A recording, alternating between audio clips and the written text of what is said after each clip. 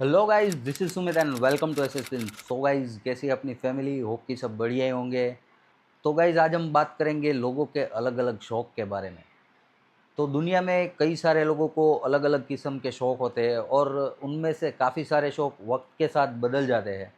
लेकिन गाइस, एक शौक ऐसा है जो कि बदलना तो दूर, ये शौक कभी कम भी नहीं होता और शौक ख़त्म होने का तो सवाल ही पैदा नहीं होता। और वो शौक है बाइकिंग का। और जिसको ये शौक लग गया भाई साहब, ये बहुत बुरी वाली बीमारी है। मतलब ऐसा कह सकते हैं कि वन काइंड ऑफ नशा है।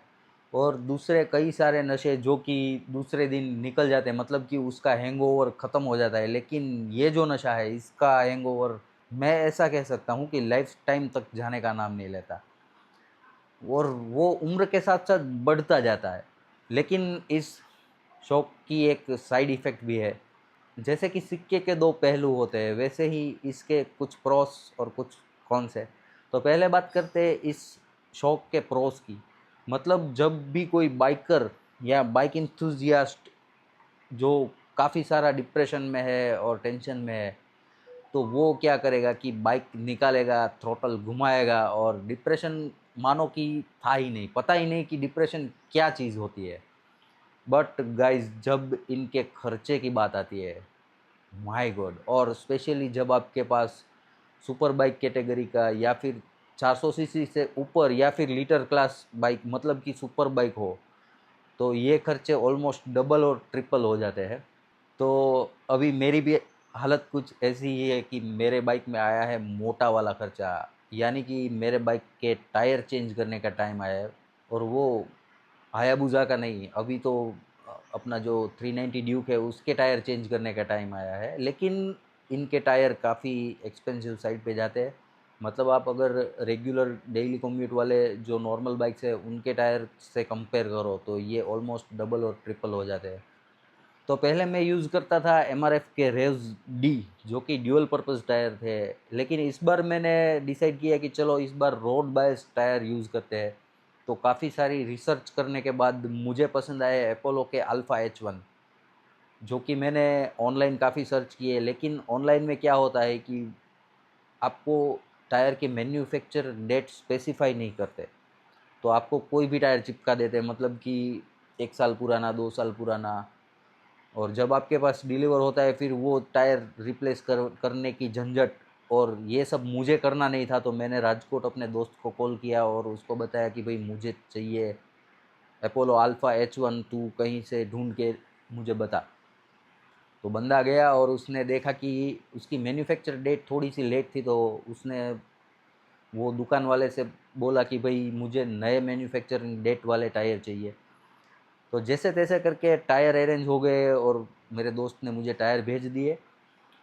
तो देखते, दुकान पे जाते हैं और टायर वाले से पूछते हैं, अगर आज मौका मिलता है चेंज करने का तो आज ही चेंज करवा देंगे, नहीं तो फिर कल या परसों पे जाएगा। तो सबसे पहले तो आपको दिखाता हूँ मेरे बाइक के जो पुराने टायर, यानी अभी जो लगे हैं वो टायर की कंडीशन। मैं कैसी क्रिटिकल कंडीशन में वो टायर यूज़ कर रहा था, क्योंकि मुझे नए टायर मिल नहीं रहे थे जैसे मुझे चाहिए थे।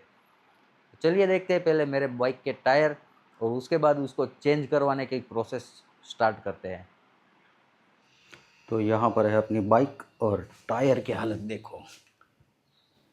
यहाँ पे ऑलमोस्ट, शायद से कैमरा फोकस नहीं ले पा रहा है, यहाँ पे ऑलमोस्ट क्रैक्स आ चुके हैं, यहाँ से तो पूरा निकल चुका है।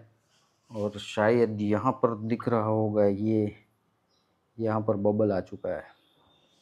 बाकी ऑलमोस्ट डिज़ाइन भी घिस चुकी है। और फ्रंट का टायर तो ऑलमोस्ट ख़त्म हो चुका है, खाली साइड की डिज़ाइन दिख रही है। मतलब कि अब बिना टायर चेंज किए हम गाड़ी को कहीं दूर नहीं ले जा सकते। तो हमारे टायर भी आ चुके हैं और ये रहे हमारे नए टायर अपोलो अल्फ़ा H1। और इसकी मैन्युफैक्चरिंग डेट भी नई है। यहाँ पे कहीं पे तो लिखा था, मुझे भी ढूंढना पड़ेगा। Just a minute. 0326, यानी कि ये टायर बना है 2026 के तीसरे वीक में। यानी कि टायर ऑल न्यू है। ज़्यादातर होता कुछ ऐसा है कि टायर काफ़ी ज़्यादा पुराने मिल जाते हैं तो फिर उनमें थोड़े टाइम के बाद उनमें क्रैक्स आने लगते हैं। तो टायर भी हमने नए वाले ही, मतलब कि नए मैन्युफैक्चर वाले ही ऑर्डर किए हैं। तो चलिए अब सीधा मिलते हैं टायर शॉप पे, वहाँ पर टायर इंस्टॉल करेंगे और फिर मैं आपको रिव्यू दे पाऊँगा कि ये टायर का परफॉर्मेंस कैसा है। चलो। The next day. तो आज फाइनली टायर चेंज करने का मौका मिल गया। आज मार्केट में पब्लिक थोड़ी कम थी तो मैंने सोचा कि चलो आज इसी मौके का फ़ायदा उठा लिया जाए और टायर चेंज करवा दिए जाए। चलते हैं अभी घर पे जाते हैं, वहाँ से मुझे टायर और ये बाइक का पेडॉक स्टैंड लेके पहले तो टायर वाले के वहाँ छोड़ने जाना पड़ेगा और उसके बाद फिर मैं जाऊँगा फिर दूसरा बाइक लेके, यानी कि ये अपना ड्यूक। फिर हो गए टायर चेंज और फिर सब जो प्रोसेस किया है, मतलब कि स्टैंड लेके दुकान वाले के पास छोड़ना, वही प्रोसेस तो फिर से रिपीट करना पड़ेगा। तो फाइनली मैं पहुंच चुका हूं अपने घर पे और अब यहां से मनमीत को लेके जाऊंगा और जो टायर वाले की शॉप है वहां पर टायर और पूरा जो अपना पेडॉक स्टैंड है वो छोड़ के आऊँगा। फिर वापस से KTM लेने आना पड़ेगा और फिर वापस से टायर वाले की दुकान पे, मतलब इधर से उधर, उधर से इधर, पता नहीं क्या कर रहा हूँ मैं। चलिए कोई नहीं, अब पहले तो पेडॉक स्टैंड ढूंढना पड़ेगा, उसको ढूंढते हैं और बाद में अपनी फर्दर प्रोसेस को फॉलो करते हैं।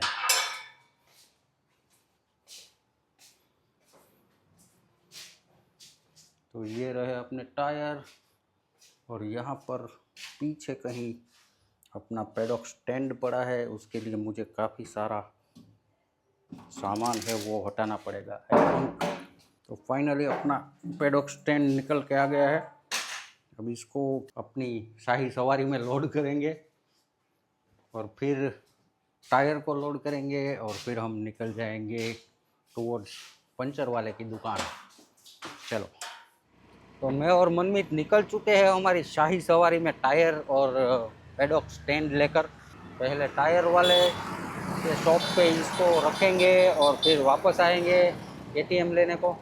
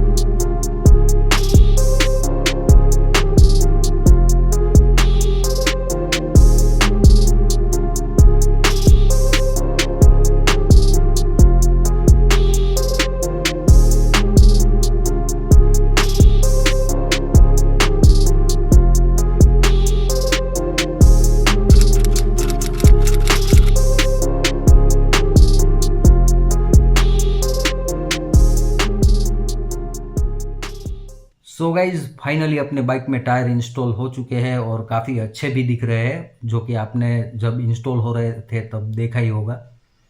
लेकिन इसमें खर्चा काफ़ी मोटा आया है। टायर की अगर बात करें तो टायर हुए 10,300 के और उसको इंस्टॉल करने का चार्ज लगा है तकरीबन 500 रुपये, यानी कि मोटा मोटा 11,000 रुपये का खर्चा हो चुका है अपना। तो जैसा कि मैं पहले ही बता रहा था कि भाई इन बाइक्स को मेंटेन करने में अपनी जेब पे काफ़ी भारी पड़ता है।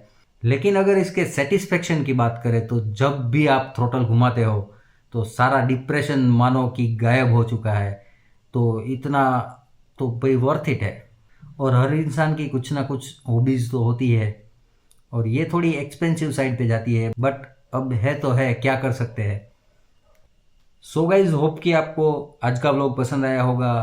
तो आप जानते हैं क्या करना है, वीडियो पसंद आता है तो वीडियो को करना है लाइक, अपने फ्रेंड्स एंड फैमिली के साथ करना है share, and guys don't forget to subscribe to my channel. मिलते हैं अगले व्लॉग के साथ, तब तक के लिए बाय बाय, टेक केयर।